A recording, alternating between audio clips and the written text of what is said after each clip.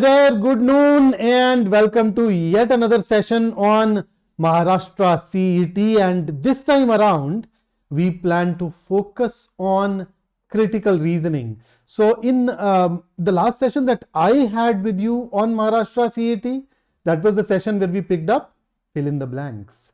And you remember when it came to fill in the blanks, we realized that there are these new question varieties that get asked, and I had introduced you to those new question varieties. Similarly, when I talk about critical reasoning today, we will talk about those aspects of CR, or rather, I'd actually use it a little more broadly, those aspects of reasoning that are asked in the Maharashtra CET exam that fall under verbal reasoning. You know, those aspects of reasoning that you normally work with in your English classes, right? That's why verbal reasoning. And I'll also introduce you to some of those different question types today.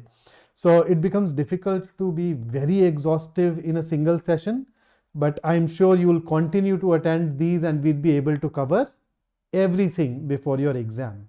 So you are on BYJU'S exam prep channel dedicated to your success in the B School entrance exams.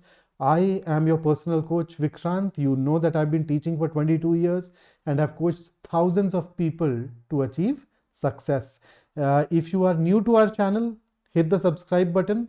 And if you're already here, wonderful, yeah, you are then practically family for me. So let us dive into the overview first, since some of you could be attending this session for the first time. So Maharashtra CET is different in the sense that it tests your speed a lot. So it is a 150-minute exam, but they ask you 200 questions during these 150 minutes. So that's number one. Then the other thing is that there is no negative marking. So I think this is the season of those exams where we don't have negative marking. So TISNET is on 25th. And then we of course have Maharashtra CET whenever it happens. That also has no negative marking. In between, we'll also have CMAT, but in CMAT, we do have negative marking. Okay. So wherever there is no negative marking, you know that you are going to attempt all the questions. The sections, logical reasoning, roughly 70 to 85 questions. And within logical reasoning, we get a lot of those typical analytical reasoning questions, right? So you can get coding, decoding, blood relations, selections, arrangements, all sorts of things. And then you also have this verbal reasoning part where you dive into questions like syllogisms, etc., that we plan to talk about today. Then you have abstract reasoning. I think Naveen sir has already taken a session on visual reasoning for you, which is the dominant part of abstract reasoning. Then of course we have English and we have quantitative aptitude. So that's basically the general composition of this exam, and there is no sectional time limit. There is no, and there are 5 options per question. Okay, so that's another unique thing about this exam. So now let us talk about the verbal reasoning in logical reasoning section of Maharashtra CET, and let me see who all have joined in. So कौन कौन आया भाई आज? So we have Rishikesh, we have Chetna, we have Radhika. So suddenly I think a lot of people from Maharashtra writing Maharashtra CET, which is but obvious, which is but understandable. So it's good to see all these different surnames. Zenifa, Videep. Oh, that's a new name. Hi Abhishek. Rishikesh says CET will be postponed to April. Let us prepare. A lot of people have been asking this question to me. What I'll do, I'll just shoot a short. I'll just record a short on this and I'll ask my team to put it up to answer this. Yeah, let us not think that it will be postponed until it is official. Okay, so let's continue to work. Hi Ritesh. So what do we get in the verbal reasoning section or segment of LR? So one of the question types that we get is syllogisms. So you remember syllogisms, those all cats are dogs, all dogs are rats type of questions. So this exam tests you on syllogism. So within the verbal reasoning section, within the logical reasoning section, it is, you can expect somewhere around 3 to 5 questions from syllogisms. Then we have these assumption based questions, but these assumption based questions are usually a little different. So you can typically get a couple of, so when I say the number that I'm writing is an approximation, okay, a couple of assumption based questions, then you can get a couple of inference based questions.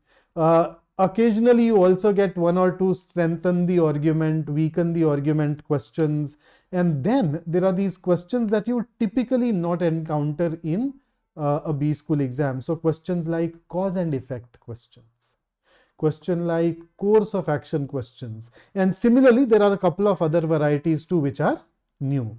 So let us focus on some of the basic varieties along with a couple of additional question types today, and then we can pick up some of those other questions later. Radhika, a part of it, yes, a part of it is relevant for TISNET. So when I talk about inference, strengthen, weaken, they definitely be useful for TISNET. Assumptions for that matter, yes. But then the rest of it is of course Maharashtra CET specific. So you can join in, it's okay. So let us start with the very first item that you see here on this list, and that is syllogism. So shall we start with it? So let me take you through a few previous year questions. When I say a few, precisely 3 of them. And then in case you are struggling with it, in case you want more practice on syllogisms, let us know. Just drop your comments in the comment box, and we'll be more than happy to then schedule more such practice sessions for those areas that a majority of you want. So here you go. Let us start. So question number 1. So you know syllogisms typically gives you some statements and then some conclusions. Those statements are basically your premises, and conclusions are of course conclusions. So here is your first question. Why don't you go ahead and answer this? What's your take?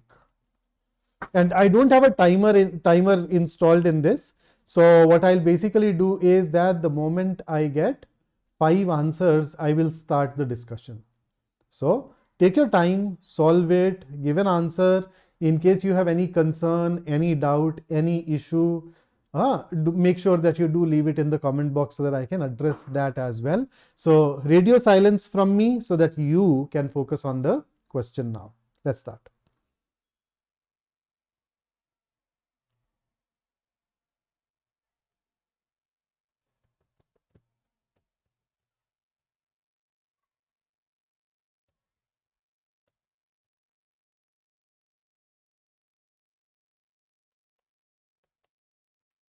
Okay, I see that, Rishikesh.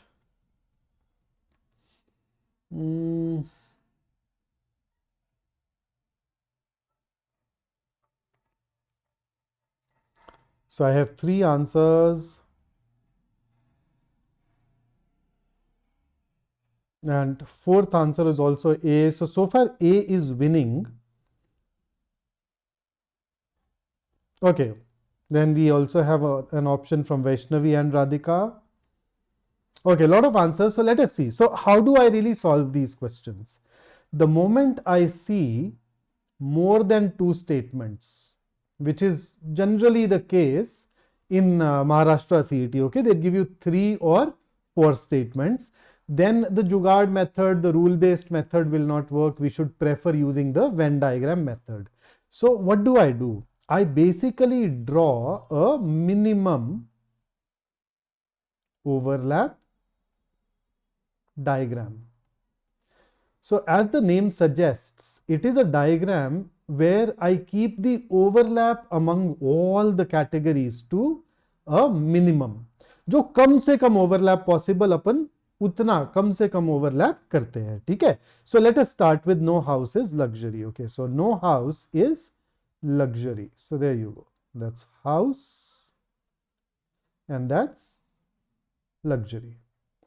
So when we say no house is luxury, there should be no overlap. I've also put this line here. This line tells me that I cannot bring them closer. Okay. Then some luxury is car. Some luxury is car. So that's your some luxury is car. Then you have this statement called only car is scooter. How are we supposed to interpret it? So whenever you see this kind of statement, okay, only A is B, treat it as all B are A, right? So only car is scooter becomes all scooters are cars. So if all scooters are cars, this is where I can put it in. So any issues? अभिषेक यार उसका official notification आएगा तो बता पाऊंगा यार. So any issues? So you see I've drawn a minimum overlap diagram now. So now let us check our conclusions. Conclusion number 1, some scooter can be car. So all scooters are cars. So some scooter can be car is definitely true. If they can be cars, why not? So this is true. Or in other words, this is a conclusion that follows. Second conclusion says some car is not house. Some car is not house. Is this true? So let me shade a part here. So you see this shaded part, the part that I have basically shaded using white. This part has at least one car in it. Fair enough. So at least one car needs to be inside luxury. And we know that house and luxury do not overlap. So this at least one car which is inside luxury, no matter how you draw the Venn diagrams, this one car will always remain outside the set of house. So can I say that at least one car is definitely not going to be house, no matter how you draw it, right? This shaded region has so I'll just quickly reiterate. The shaded region has at least one car. So look at the second statement. Some luxury is car. At least one car needs to be inside luxury. Luxury and house do not overlap. So that one car or at least one car which is inside luxury is always going to stay outside house. So when you say some car is not house, even that is true. So because both of these are true, you notice our answer should be option E, right? So A was definitely true, but I think some of us did miss out on identifying the second conclusion as true as well. So that's your question number 1. Let's dive into our question number 2. Here it is on your screen. Once again, give me 5 answers and I'll start the discussion. Which all conclusions are true? Or just pick up the right option. That's pick the right option. I'm saying pick up.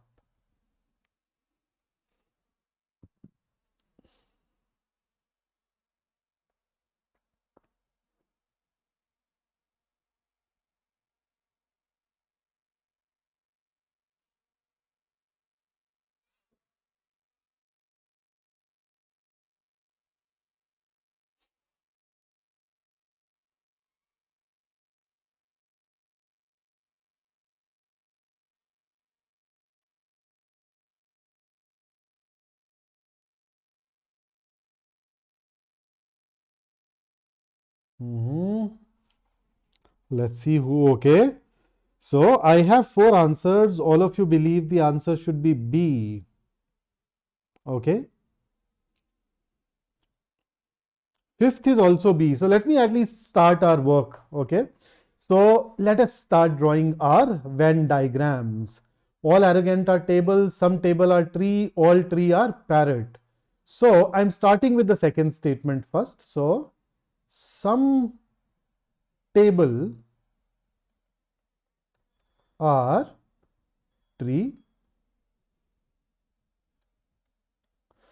And now look at this, all arrogant are tables. So all the tables are inside arrogant, and all tree are parrot. So all the trees are inside parrots. So that's our minimum overlap diagram. Now let us check. When you say all tree are arrogant, is this true in this Venn diagram?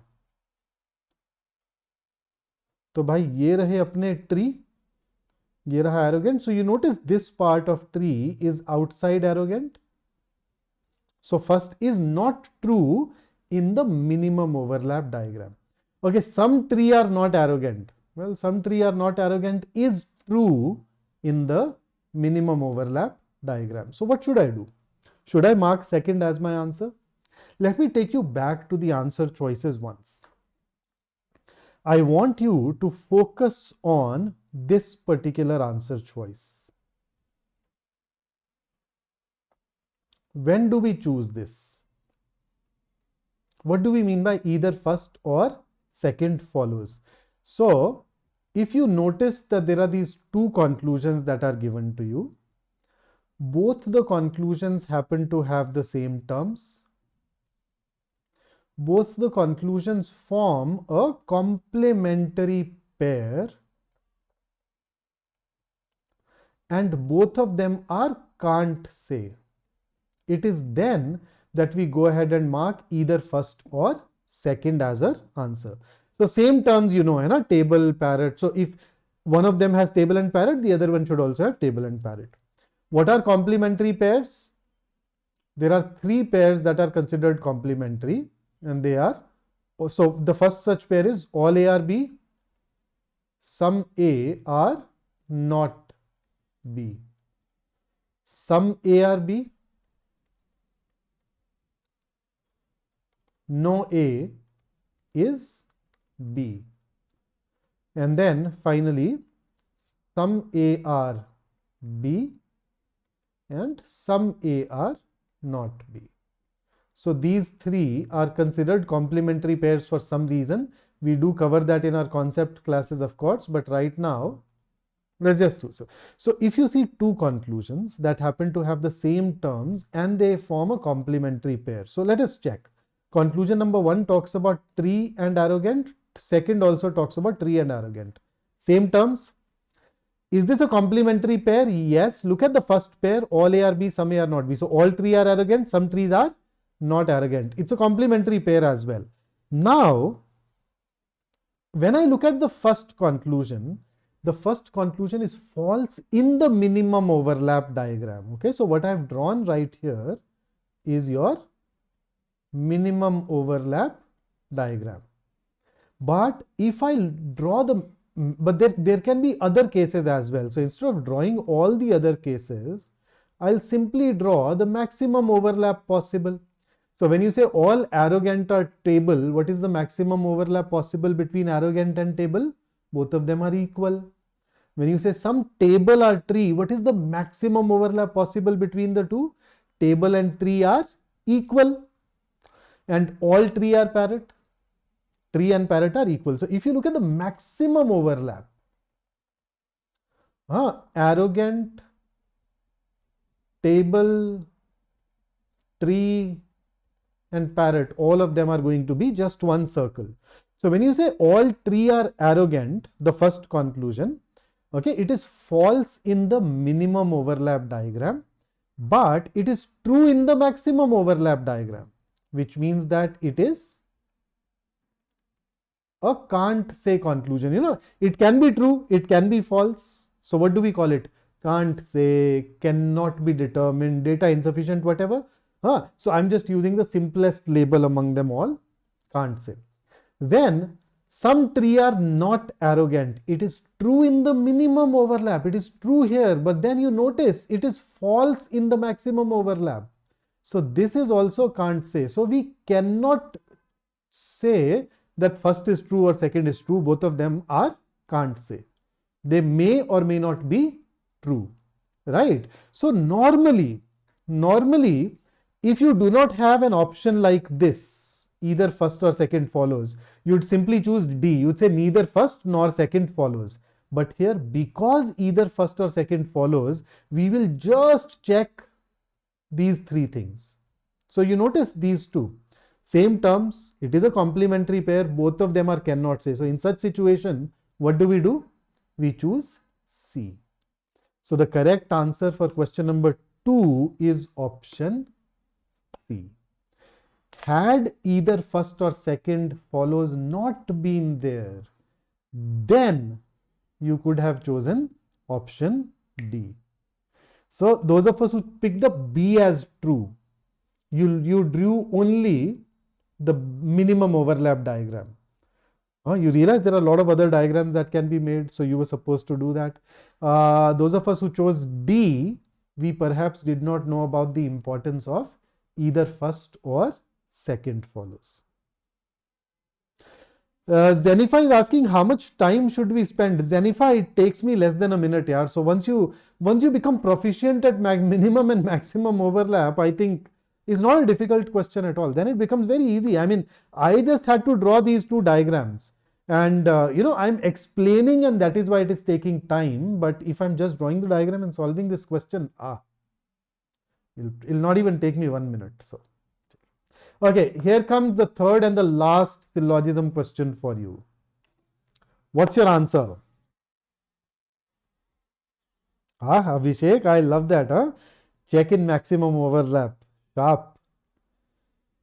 Vaishnavi, it's not about second possibility. There can be various possibilities. Okay.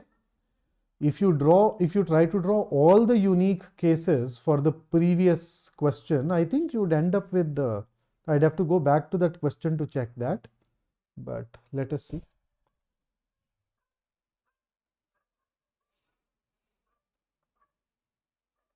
Mm. 2 into 4 into 2. So there are 16 cases that we can draw for question number 2. But I draw only 2 cases, minimum and maximum. So we don't call that second possibility, we just call that the maximum overlap in order to avoid any ambiguity or confusion. So guys, what's your take on question number 3? Okay, Umesh, Karthik and Ruchi have shared their answers.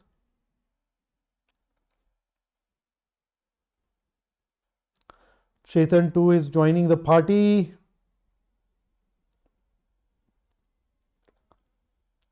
A bit Chetan, you've given me the answer twice and I thought I have 5 counts. Okay, now I have 5 counts and I'll quickly draw the diagram. I think most of us appear to be all right with this.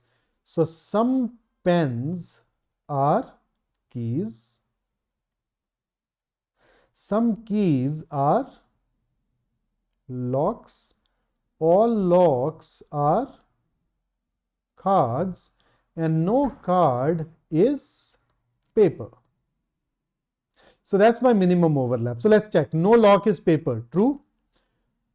Now you notice card and paper cannot overlap. All the locks are inside cards, and therefore obviously even in the maximum overlap diagram, lock and paper will not overlap. Okay, some cards are keys.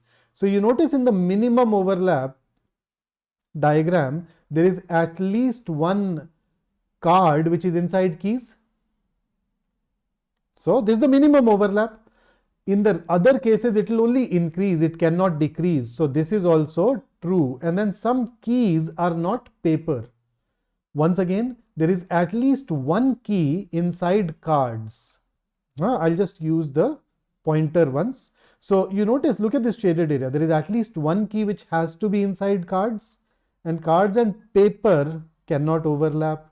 So at least one key will always remain outside paper, and that is why even the third conclusion is true.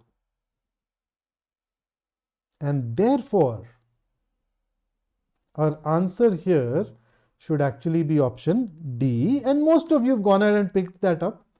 And I notice some of us are facing issue when the conclusions are of some not variety. So do give it a thought, okay? Spend a little more time with some A or not B kind of statements. These are called what, particular negative statements.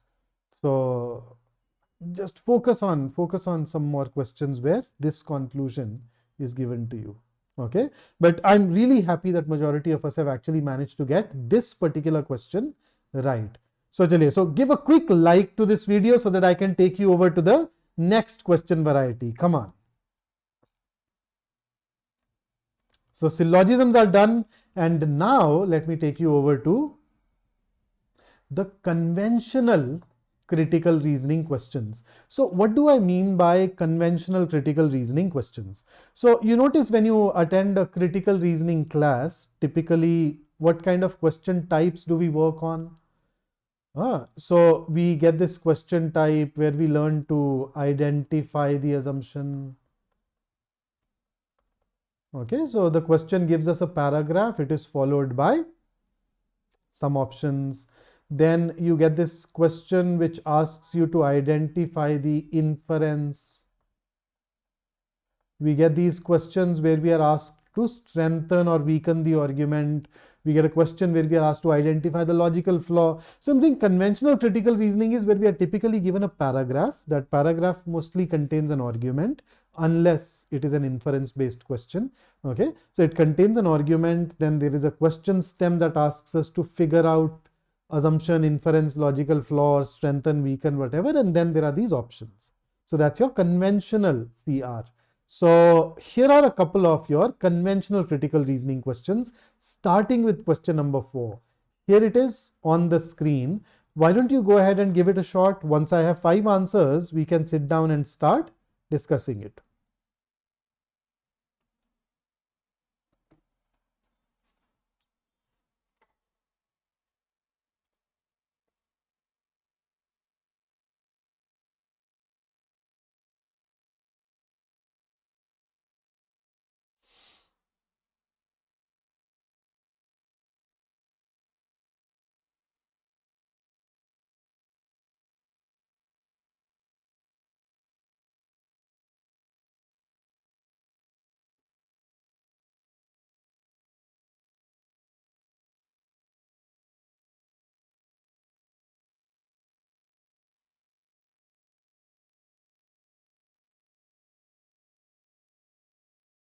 Answers, guys, answers.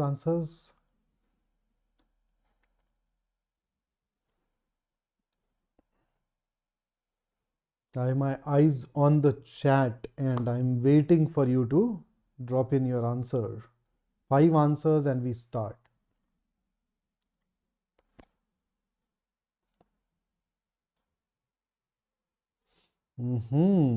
Okay.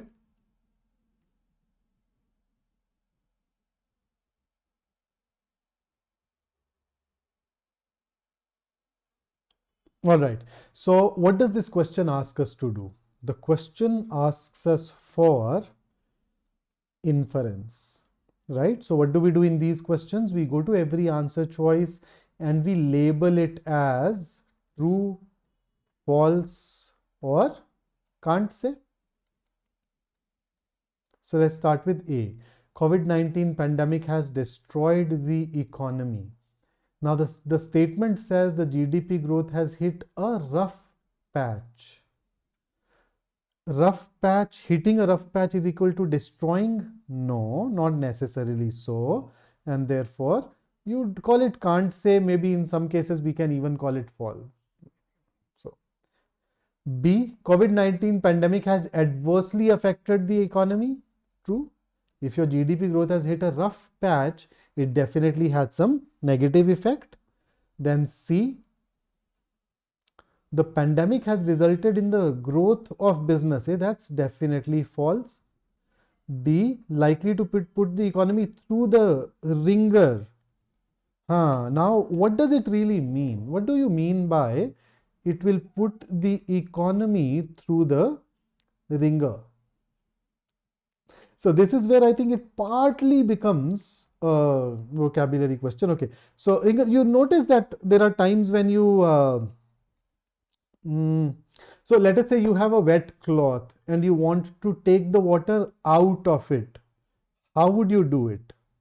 You do it by wringing, right?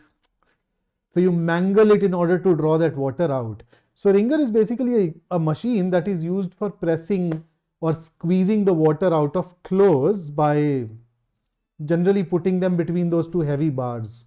You've seen those machines where machines that are used to extract the sugarcane juice, right? So that kind of machine. So the pandemic is likely to put the economy through the ringer. We don't know. Hit a rough patch, yes, but will it be that extreme? I think the tone is not that consistent. So I'll say, can't say. If I have to be even more precise, I can say it is probably true, but I cannot be 100% sure of this. And E, GDP would grow on expected lines if it were not for the lockdowns and social distancing. Can't say. Lockdowns, COVID did have this effect. Had this particular trouble, adversity were not there, is there a guarantee that the economy would move ahead smoothly? No, there is no guarantee. So that is why I think we'd go ahead and pick up B as our answer. And Karthik, I hope your question about the ringer is also now answered. Here is the next question, but the next question is a little bigger, right? So I'm giving you a proper paragraph. And that makes it difficult for me to fit the entire question onto a single slide. So here is the paragraph along with the question stem for you. The next slide will have the answer choices. So the moment you are done reading the paragraph along with the question stem, drop a quick yes or a Y in the comment box and I'll take you over to the answer choices. So do retain whatever you read so that you can deal with the question easily. Go ahead, guys, go ahead.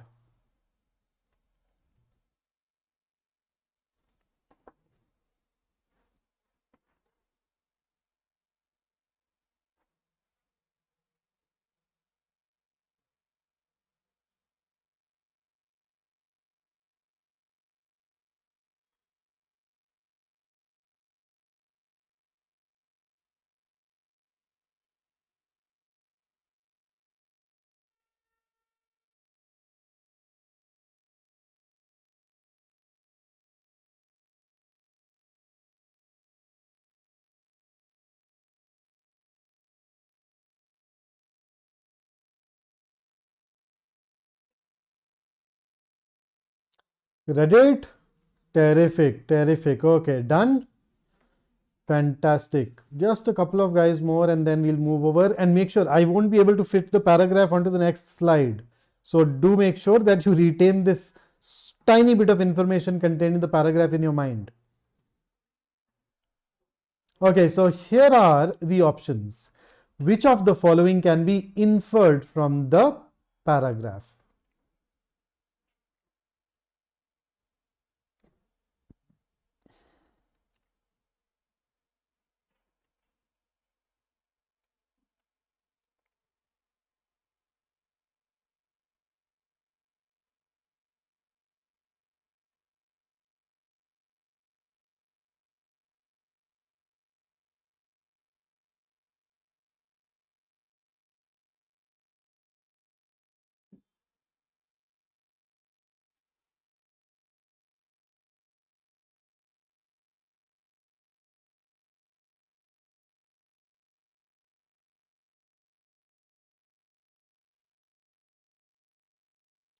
Five answers and we'll start the discussion.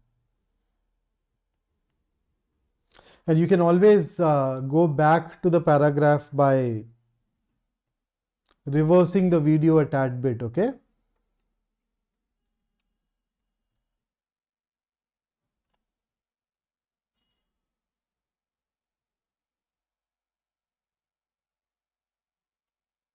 So I have one answer. Second answer.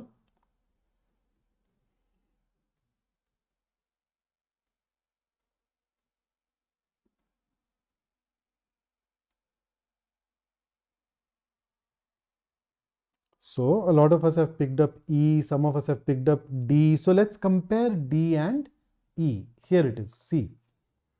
So D talks about India should put in more efforts in the exploration of natural gas. Whereas Fifth, if you look at the entire paragraph, it is talking about solar energy. It says that we need to stop burning fossil fuels, and see, natural gases are kind of fossil fuels, right? So D is definitely not consistent. But if you look at the last part, business houses are very basically means cautious of investing should be too heavily in renewable energy at a time when the technology is not yet ready. So from this, we say, is it the key factor that makes business houses invest in that technology? Yes, it is definitely, you notice, given as a factor which prevents them from going ahead. So it is definitely one of the key factors. So this is true. That is why E should be our answer. Okay, so that's why we're choosing E over D, and you guys have definitely managed to get it right. So here are the other critical reasoning question types that have been asked in the Maharashtra CET exam over the years. So let's go through a couple of those today. So one of them is statement assumption questions. So in statement assumption questions, the examiner gives you a statement that usually consists of one to three sentences. Okay. Then there are 2 or 3 assumptions listed afterwards, and then he asks you which of the following is an assumption inherent in the argument above or is necessary for the statements above. So here is the question for you. The examiner will also use this label statement. I did not type it in order to save some time, but this entire part is your statement. Then there are 3 assumptions. What's your answer? And I will tell you a very easy way to answer these questions. Let's see.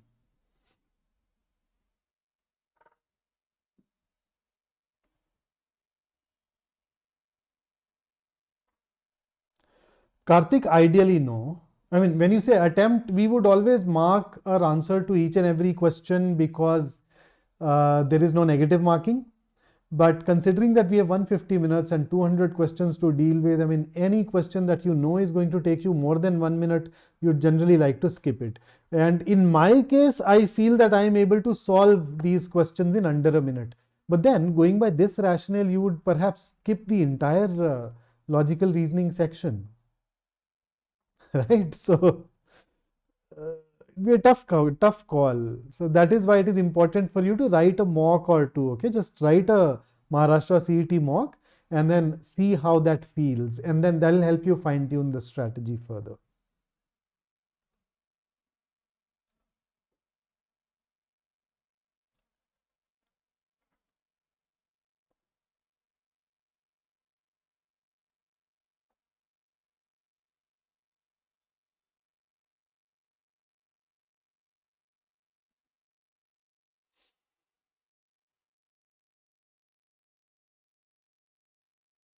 Confused? Not very sure how to do it? Okay. So in these questions, I want you to use just one thing. Okay. Here is my pro tip. Here is a, you can say, shortcut that would work really well, and that is negation test. It is not conventional critical reasoning. Okay. So don't bother diving into the argument and then looking at the components, etc. Just run through a negation test. Negation test basically means take the opposite to be true. So for each one of these answer choices, assumptions, I shouldn't say answer choices, for each one of these assumptions, take the opposite to be true and then check for the impact on the statement. If you negate the assumption and the statement can no longer be made, then you know that the assumption is definitely involved in the statement.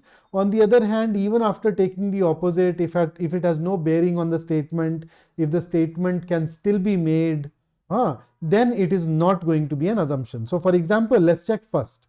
With ongoing improvements to solar cell efficiency and battery tech, rooftops will only get more attractive in the future. The opposite will be rooftops will not get more attractive in future. So if I take this opposite to be true, can I now say that scaling up massively will help us achieve the national target? So far there is an overall positive trend, but if rooftops will not get more effective in the future, the positive trend will not continue. You will not be able to scale up. So the person who has said that we need to scale up believes that this positive trend will continue. There are things that are going to happen which will favor it. So is first needed to make this statement? Yes, because the moment I take the opposite, the statement can no longer be made. So first is definitely an assumption. Second, major solar projects that connect to the grid often face the challenge of land acquisition and transmission connectivity. So let's say the opposite of often is rarely. In fact, let's say do not. They do not face the challenge of land acquisition. But then where are we talking about solar projects that connect to the grid? This argument is about rooftop solar power growth. It is not even about major solar projects. So even when you negate it, it has no bearing on the statement. The statement can still be made. So second is ruled out. Let's look at third. Surveys can help determine usable rooftops, separating them from green spaces, and analyze the quality of the solar resource. Now, if you negate it, you'd realize you will not be able to scale up massively. In order to scale up massively, you need to identify rooftops. So if surveys cannot help you determine usable rooftops, how will you massively scale up? So this person believes that it is possible for us to identify the suitable rooftops. So if you negate third, the statement can no longer be made. Therefore, third is also an assumption, and that is why our answer here should be option C. So all that I want you to do here is negate and check, negate and check. If you have issues with this particular question variety, I said it at the beginning, I'll say it again. If there is a question type where you need more practice, where you need more help, where you think you'd like to sit down and discuss these together, do let us know in the comment box, and we definitely strive to bring in more such sessions for you. Okay, so here is your next question, which is a course of action question. So this question also gives you a statement / situation followed by some courses of action. Your job is to tell us which all courses of action are suitable. So please go ahead and answer this question. 5 answers and I'll start the discussion.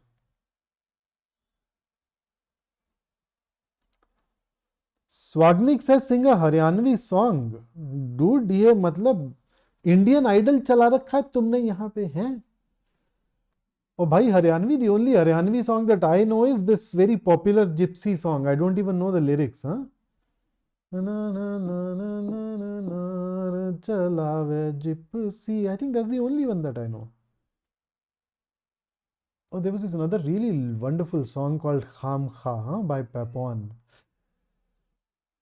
That song had this towards the end a stanza which was in Haryanvi and it was lovely, beautiful. But तू पहले सवाल कर ले.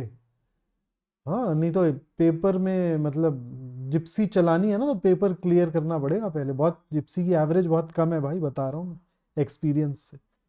हाँ, 8-9 kilometers per liter. So if you want to afford that, you need to get a great percentile, get into grade B school, get a great package. It's only then that you can be that सैया who can चलावे Gypsy. Okay, Vishal, I see your answer. Not wither, yeah, it should have been either. Okay, so it's not wither. Please read it as either. Nice. That is why you are in that relaxed mood, huh? Fantastic. Which paper are we talking about, Swagnik, though? Okay. So Swagnik, we still have more exams to go. If you haven't applied to Maharashtra CET, you should. It's a good percentile, but have you heard, Swagnik, that good is the enemy of great? You get a good score and then you relax? Don't do that. Don't allow that to happen to you. Okay, so In every course of action question, the first thing that we do is that we start with our objective. What is the objective of company A? Companies A, or the objective of company A will be to continue increasing its sales and to hopefully get the business of company X in future. So if you look at first, the company needs to investigate functioning of its purchase, production and quality control departments. Yes, should be done. If the first lot of values, if I were to create this question, I'll not use values, I'd actually use goods, but then it is one of those actual Maharashtra CET questions. So they used values, I'm also using values. Company A should inspect all the values rejected by company A. So all the values here basically mean all the goods. So you notice company X has rejected it, but are they necessarily right? Not necessary, right? So you would also like to run them through your in-house quality control as well. So yes. Third, the company A should inform company X that steps have been taken for improvement and renegotiate schedule of supply. Yes. So ideally, if a lot is rejected, check whether the reasons are genuine, then fix the problems and then approach the company again to get their business. So all the three absolutely are consistent with our objective, and therefore our answer here should be option D, all follow. Okay. Zenifa, are these like that decision making questions? I think to a certain extent when it comes to approach, yes. What is a decision? A decision is a course of action, but the way these are framed is different. So that would typically give you a longish situation. Here the situation isn't generally very long and the courses of action can be a little more ambiguous. The decision making in ZAD this year was easy. So guys, we still have our Maharashtra CET window open, but today is the last day. Those of you who want to look at your test taking strategy, those of you who want to experience this exam, today is the last day that you can do it. So the moment the session gets over, if you have not sat for this test, please make sure that you do that. Additionally, those of you who are writing TISNET, we have these GK sessions happening at 9:30 p.m. every day. Don't forget to attend these. And you know that we have a series of last lap to TISNET going on at 8 p.m. daily. Whatever we discuss for TISNET is also very relevant for Maharashtra CET. So even these sessions are going to be very useful for you to attend. And additionally, if you know anybody who's thinking of preparing for CAT 23, do refer this particular session to them. And not only this session, in fact, tell them about our CAT 23 program. By now, you know that it has loads and loads of attractive features that make it easily the best course in the country. A lot of live classes, a lot of recorded lectures, a lot of practice material, everything is sorted. And we are wherever you are. So make sure that you follow us at these places. And here is a thought that I want to leave you with today, and that is, the adventure of life is to learn. The purpose of life is to grow. The nature of life is to change. So make sure that you stay on top of that change and you keep going on these adventures to grow. Right? So that's it from me today. I look forward to meeting you guys once again in our next session. Until then, stay safe, stay focused, and very importantly, stay in touch. Okay, so keep working hard, right? Take care.